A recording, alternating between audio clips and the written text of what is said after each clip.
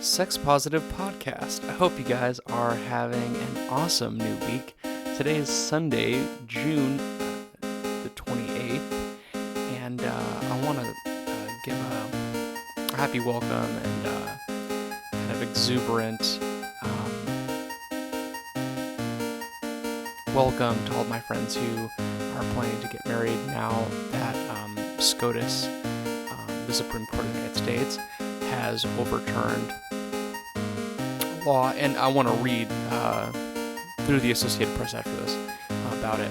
But I would also like people to, right now, have a moment of silence for all the people who have been persecuted, who have been killed, who have been ostracized by their communities for being bi, trans, polyamorous, whatever you would call that person, and those persecuted by the United States government for their audacity to love.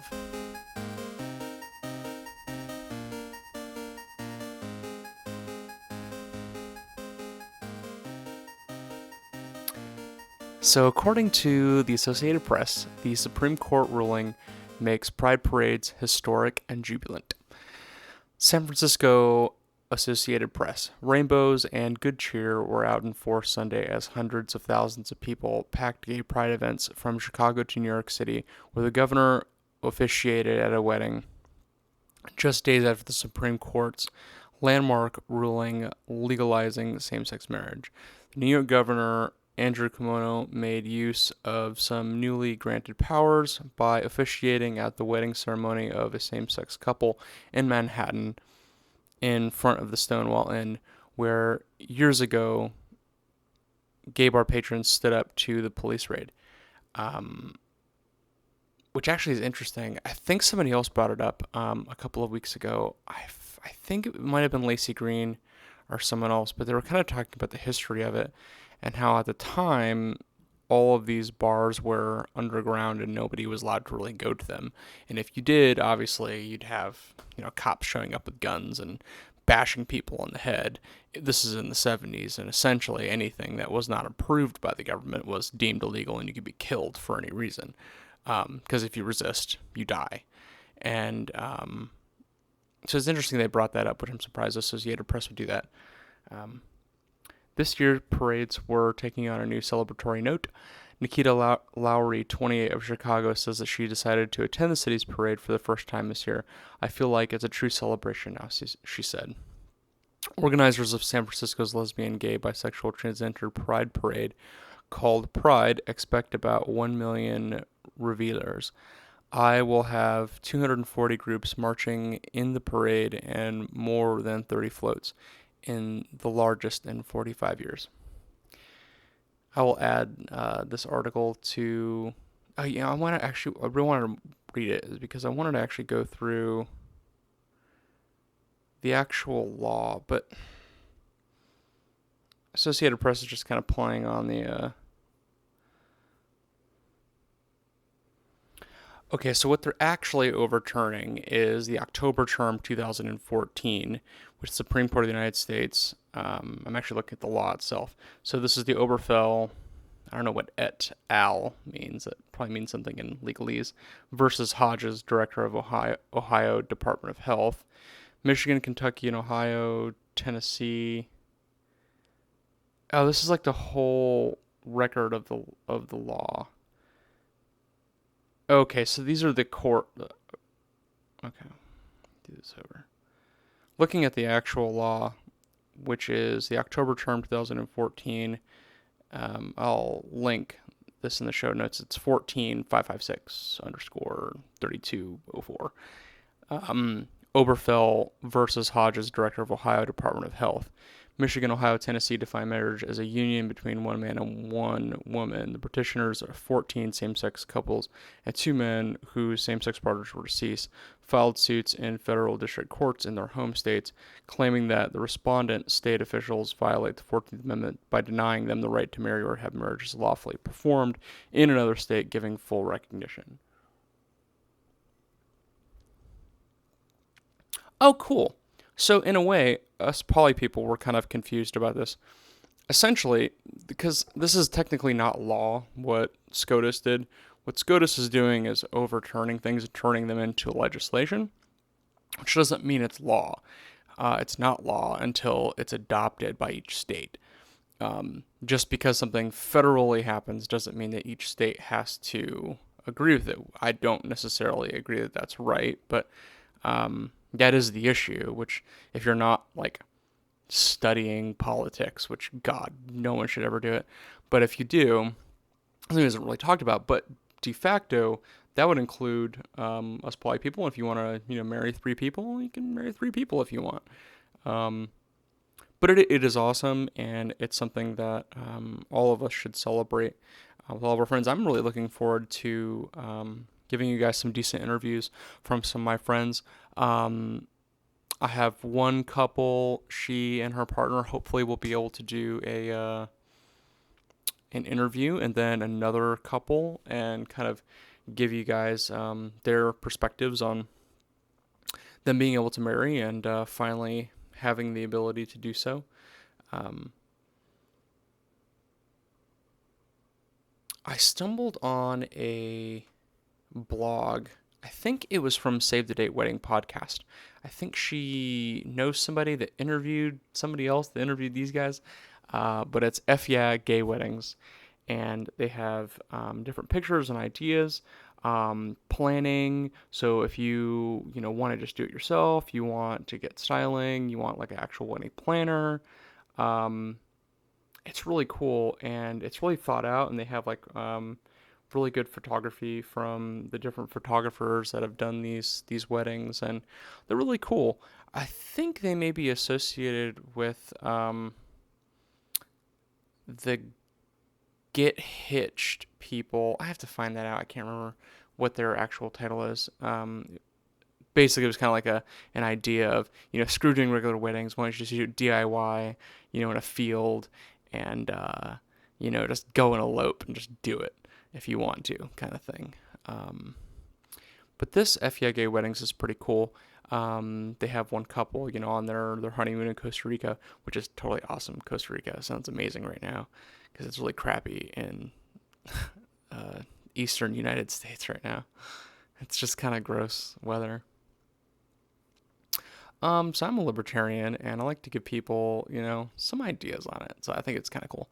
Um, I try to come up with a solid libertarian argument for why the Supreme Court should not have struck down the state's ban on same-sex marriages by a 5-4 vote.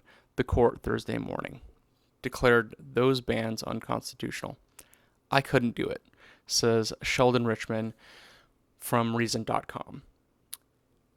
Not that I was hoping to find such an argument. On the contrary, my hope runs in other direction, but I've seen a few libertarians claim that a pro-SSM ruling would be bad for the libertarian perspective, so I wanted to see if I can make a better case than they have been making.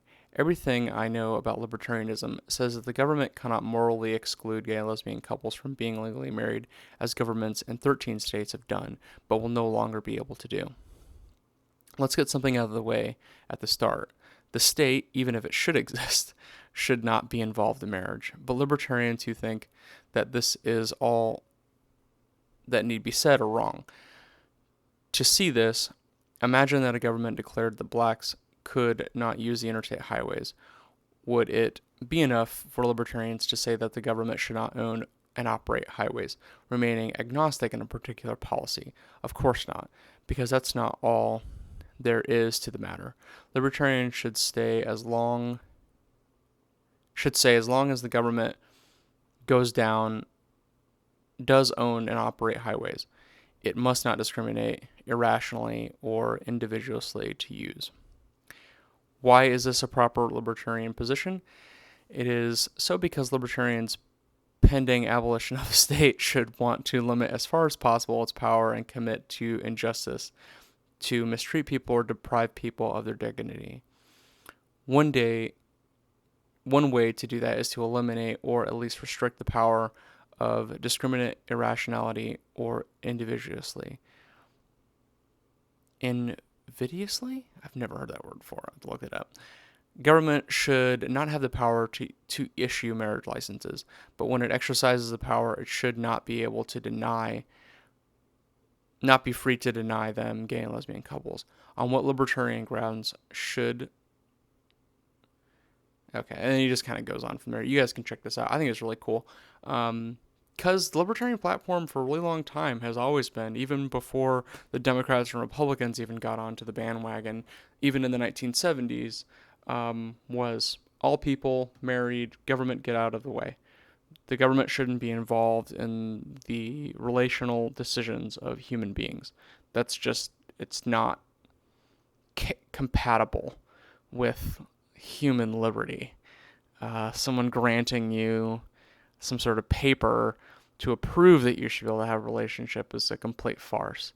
And in the current situation that we have within the United States, many people are not on the libertarian anarchist bandwagon, but that's okay.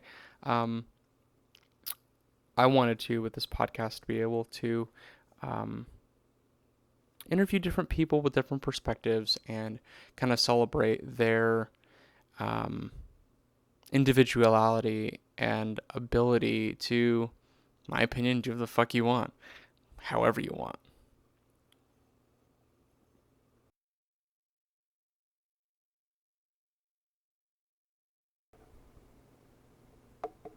And we're back. Thank you for checking out the Sex Positive podcast. I had to take a break and find some more articles that I've been really interested in. And I don't know about you guys, but I really like Stuff Mom Never Told You by Kristen Conger. Her videos are awesome on YouTube, and she is always upbeat and bright and just kind of has like a spunk about her that I really think is cool. Um,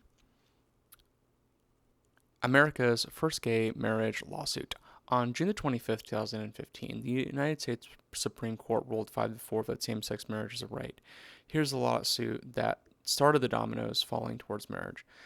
On May 18th, 1970, Jack Baker and Michael McConnell walked into a Hennepin County, Hennepin County courthouse in Minneapolis, Minnesota, intending to obtain a marriage license. A veteran of the U.S. Air Force, Baker already had been fired from an Air Force base for being openly gay. But the rampant anti-LGBT discrimination and harassment of the era didn't hold him back from attempting to marry his partner. The license was denied, and Hennepin County judge upheld the decision with a nod to the Bible. The institution of marriage is a union of man and woman, unequally and uniquely involving the procreation and the rearing, oh God, within the family, is as old as the book of Genesis. Jesus Christ, it hurts. In 1971, the case Baker v. Nelson was heard before Minnesota Supreme Court, which declared same-sex couples had no fundamental right to marriage. The following year, the Supreme Court denied to hear the case, saying that it failed to raise a substantial federal question, and it would take until 1993 would the Hawaiian Supreme Court rule that barring same-sex marriage violated the state's constitution in one of the first significant court victories of same-sex marriage supporters. That's interesting. I didn't know that. Nevertheless, the Baker case, which came on the heels of the Stonewall riots that brought national attention to gay rights, has been heralded as a significant milestone in now decades-long fight for same-sex marriage in the United States.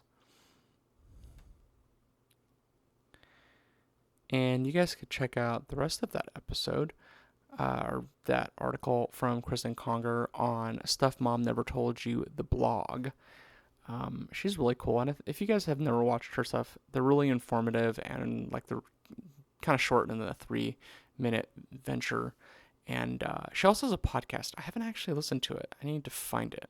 I don't think it's on SoundCloud, which we're on SoundCloud. If you don't know, for right now we're on SoundCloud, and eventually we'll be on iTunes, and hopefully the next month. It takes a little bit to get on there. You have to do some fancy schmancy stuff, but I'm trying to get on there. I hope you guys have an awesome Sunday, Monday-ish, since this will come out Sunday evening. And definitely send in your comments, either on my Facebook or on the video itself. and tell us what you guys are going to do for your weddings. Where are you guys going to go? What are you going to do? Do you already have a pastor? Tell us who the pastor is of the church so we can help other people get shacked up and hitched. And yeah, keep up the good fight.